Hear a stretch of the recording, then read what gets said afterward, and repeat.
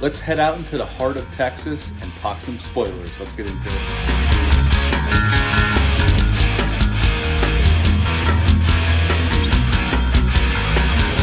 Back to my channel. I hope you're all doing well out there. And today we're going to talk some spoilers for this film. But before we get into it, like, comment, subscribe. Join me here. I greatly would appreciate that. Last week, I got to finally check out X with my buddy Dale_A from the Bat and Spider podcast. Speaking of those guys, if you get a chance, go back and listen to their 100th episode. It dropped last Thursday where they discussed The Hitcher. Show those guys some love. Leave a comment. Tell them I sent you over there. Yes, today we're going to do a deep dive on X, Ty West's brand new horror film released by A24. This film dropped on March 18th. And Ty West wrote and directed this film. And Ty West wrote and directed The House of the Devil, which you've never seen. Check it out. It's a really kick-ass, slow-burn horror film. The Innkeepers, which is a pretty cool little ghost story horror film. The Sacrament, which is a found footage type film, which is pretty good, and many other films. And in this film, we got Mia Goth as Maxine and Pearl. She plays the antagonist and the protagonist in this film. Jenna Ortega plays Lorraine, and Jenna Ortega is coming off of Scream 2022. Brittany Snow plays Bobby Lynn. Brittany Snow was in the Prom Night remake and Pitch Perfect 1 and 2, I believe, and many other projects. Kid Cudi plays Jackson. He is one of their friends who's going off to make this porn film. Martin Henderson plays Wayne, and he's the owner of the strip club where Bobby Lynn and Maxine work. And him and Maxine are a couple, and Jackson and Bobby Lynn are a couple. And Owen Campbell plays RJ. He's this college graduate who tells Wayne that he can shoot his film and make it look like a real movie, like a highbrow porn movie in the vein of Deep Throat. And him and Jenna Ortega character are a couple as well. And his story is very simple. It's about these folks that have lives that they like, but they're not making enough money. So Wayne's idea is that they make this really cinematic porn film. They can make some money off of it and be able to buy the house they want, et cetera, et cetera.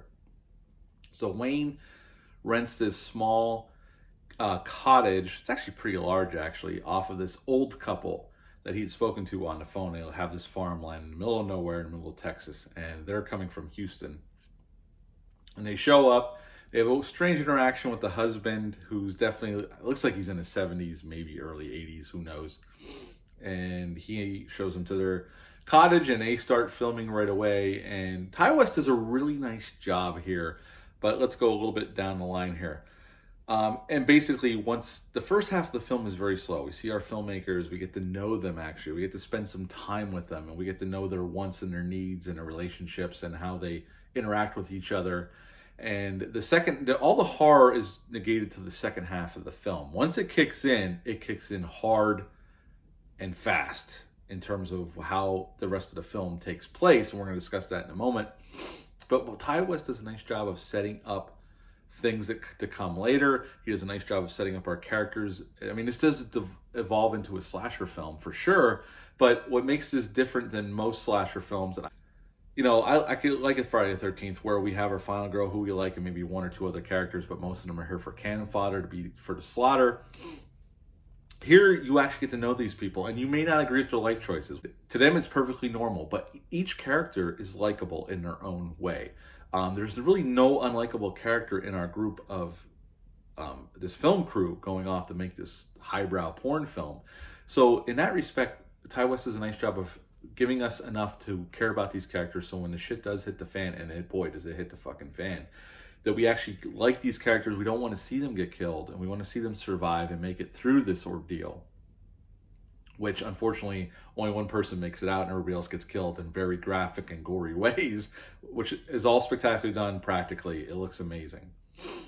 Now, let's get on to what is the horror that our characters have to face here. And it's basically this elderly man's elderly wife. And there's some really creepy scenes that lead up with this wife, between her and Maxine, where Maxine sees her standing on the porch and she approaches her. And the husband pretty much tells them to stay away from her, and he goes off to do some grocery shopping, and she goes in and has to sit down with her. It's very quiet. The wife does not say anything. And she's getting ready to walk out and leave, and they stop at this mirror and they're looking at each other, and Pearl starts to touch her very, very gently, almost lovingly. and this freaks out Maxine, but her husband pulls in, so it breaks the tension up, and Pearl tells her to sneak out. And there's a couple scenes like that where this old woman's very creepy, very touchy-feely, and it gets very creepy and uncomfortable. I was very uncomfortable during these scenes. It's so well done, and Ty West milks it for every ounce of uncomfortableness that he can manage out of these scenes, and the cast sells it magnificently. And even earlier in the film, Maxine goes and takes a swim in this pond. She goes skinny dipping in this pond. And we see it, there's a point where she's laying on her back looking up the sky. And there's this great overhead shot that Ty West pulls off. I don't know if he did it with a drone or it was a crane. I don't know, but it's spectacular. It's up here, and we could see it looking down over the lake. And Maxine's in the middle of the lake, and all of a sudden we see this alligator coming slowly swimming towards her. And then she starts swimming towards the dock. And he milks that for suspense, and she gets out before the alligator can strike. But he sets the alligator up for later, because it definitely comes in later, because Bobby Lynn gets torn apart by the alligator when the old woman pushes her into the pond once she starts killing everybody. And the reason the old woman starts killing everybody, and the husband's in on it, I mean, this is a spoiler review, so I'm spoiling the shit out of this film right now. So if you haven't seen it, by now you should have shut it off and go and watch this film, because I highly recommend it. I'm telling you up front, because my thoughts have not changed on this film. This film is fucking awesome. It's the best horror film we've probably gotten in 2 or 3 years by far. Ty West does something really great here, and something quite novel and quite original. I mean, the tone is definitely Texas Chainsaw. You can see influence by other films. I would say Texas Chainsaw, a little bit of Boogie Nights, Psycho thrown in there, and definitely that gritty grindhouse feel from the 70s. It looks like a movie that was made in the 70s, the way he shot it. I think he shot on 35. I thought he might have shot on 16 millimeter. Maybe he shot it digitally. I don't know. If you know, leave a comment down below. Let me know. So once the killing starts, it starts with RJ. RJ gets pissed off because his girlfriend, Lorraine, she wants to film a scene for the porn. And he films it. Wayne talks him into filming it. And he gets so upset during the night that he decides to leave. He gets in the van, starts pulling out. But Pearl's in the driveway. And he goes to help this old woman. He thinks she's confused. And that's when the mayhem starts. She, all of a sudden, it comes out of nowhere. She just stabs him in the throat with this knife. And the other horror and shock, the look on his face. And then once he falls down, she stabs him so many times in the throat, his head almost comes off. Every death in this film is gruesome. The only one you don't get to get a good look at is Bobby Lynn when she gets torn apart by the alligator. Yes, we see the alligator and a lot of thrashing and blood, but you don't really see it. Everybody else, they show it in graphic detail. I mean, this movie is definitely Carnage Candy heavy once it kicks in. It's not the goriest film I've ever seen, but it's definitely probably the way it unfolds unexpectedly and the way things take place. It's pretty graphic, and it's all done practically from what I could tell. I didn't see any signs of any CGI here. And Ty West does a nice job, like I said, amping up the tension as we go towards our finale. It's just a really well done film. And at the end of the film, Lorraine is trapped in the basement. The old man locked her in the basement, and she tried to get out, and he smashed the shit out of her hand with a hammer, and her fingers are all broken, bones sticking out. And Maxine, being our last one left, everybody else is dead, gets her out of the basement, and Lorraine goes around at the front door and gets blasted in the face with a shotgun blast. And Maxine, the whole man ends up having a heart attack, and Maxine runs over the old woman with the tire of the van and smushes her face into nothing and takes off. And that's when we get a little twist.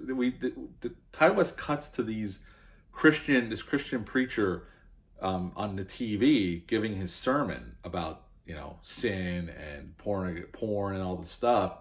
And at the end of the film, as she's driving away, the TV was on in the living room as some of the horrors are unfolding towards the end.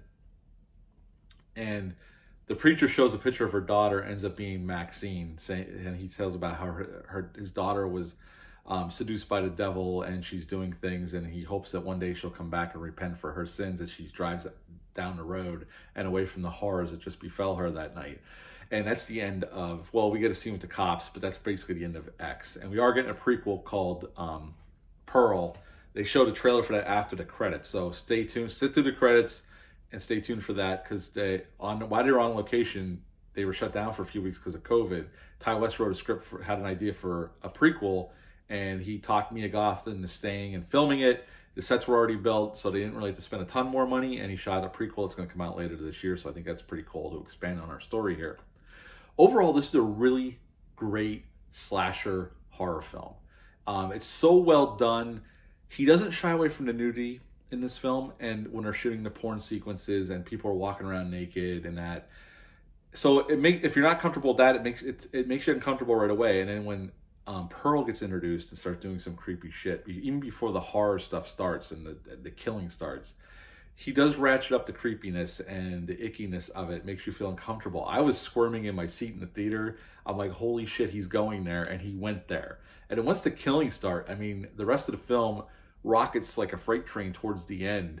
And when the movie was over, I was totally satisfied. I was blown away that he was actually given money to make this film. Now, I thought, because there's a lot of music used in here from the 70s, a lot of rock music and stuff, and that usually costs a lot of money for copyrights. Now, I don't know if this is true. If you do know, leave a comment down below, let me know. I haven't been able to find it yet, the budget for this film. I was thinking maybe $5 to $10 million. I heard it cost like a little over $1 million to make this film. I don't know if that's true. If you do know, leave me know. I'd love to know how much this movie cost, because the rights to these songs alone must have cost a ton of money. But obviously, if they made it for $1 million, it mustn't have cost that much. Somebody must have knew something. But there is some foreshadowing of things to come. In the beginning of the film, when they're leaving the strip club to get in the van to take off for this little cottage in the middle of nowhere, there's a big alligator painted on the side of the strip club. And when Bobby Lynn walks out, it's almost like the alligator's eating her, and that's foreshadowing later because she did get eaten by the alligator. They reference Psycho. They do find a partially submerged car in the pond, which is a reference to Psycho. And there's even elements of, like I said, there's a little shades of Psycho in this film, but it's totally original. This is definitely an original take on the slasher genre, while also paying respects to films that have come before it, like Texas Chainsaw, Psycho. I say Boogie Nights. I don't know if he was influenced by Boogie Nights, but the way they're trying to make a highbrow porn film is a lot like Burt Reynolds' character in Boogie Nights as well. And it kind of reminded me of Boogie Nights, the whole making the porno and trying to make it more upscale porno to try to make some money and have some artistic integrity.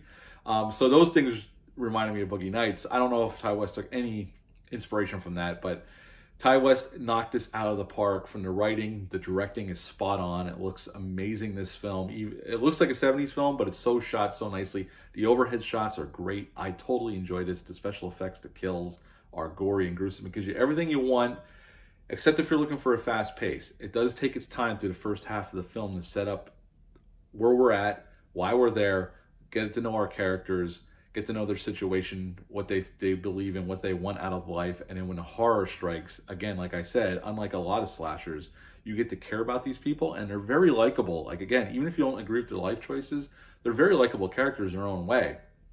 They have their own belief system. They're sticking to it. They're not hurting anybody. And they're just trying to live the American dream. And when the shit hits the fan, you actually do feel sympathetic towards their plight. And you don't want to see them get killed because, again, they're all very likable in their own way. So, yeah, a very awesome experience in the theater seeing this movie. I highly recommend it. I'm going to give it, I'm even going to upgrade my rating a little bit to a 9.5 out of 10. That's how good I think this movie is. So if you love horror and you don't mind a little bit of a slow burn to start, check this movie out. It's definitely worth the ride. So yes, 9.5 out of 10 for X. Have you seen this movie yet? Leave a comment down below. Let me know. Hit the thumbs up. Hit the subscribe button. Share this video. I greatly would appreciate that. I'll be back later in the week with Predators. But until then, I hope you're all doing well out there, and bye.